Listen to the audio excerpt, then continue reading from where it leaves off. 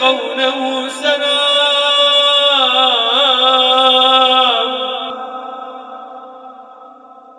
الله جل في علاه يقول: يا أيها الذين آمنوا اذكروا الله ذكرا كثيرا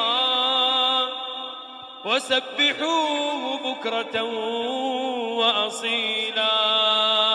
ماذا يحصل إذا طبقت هذه الآية؟ قال الله: هو الذي يصلي عليكم وملائكته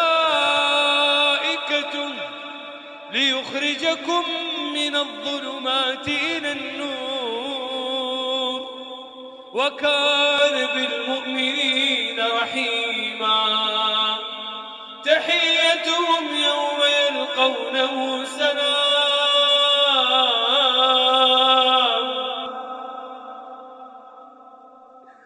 تحيتهم يوم يلقونه سلام وأعد لهم أجرا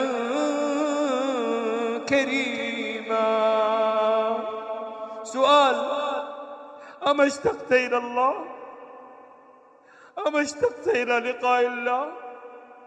أما اشتقت إلى تلك الدار التي أخبرنا النبي صلى الله عليه وسلم في الحديث القدسي عن الله: أعددت لعبادي الصالحين ما لا عين رأت ولا أذن سمعت ولا خطر على قلب بشر. أما اشتقت إلى قول الله: ادخلوها بسلام، ادخلوها بسلام آمنين.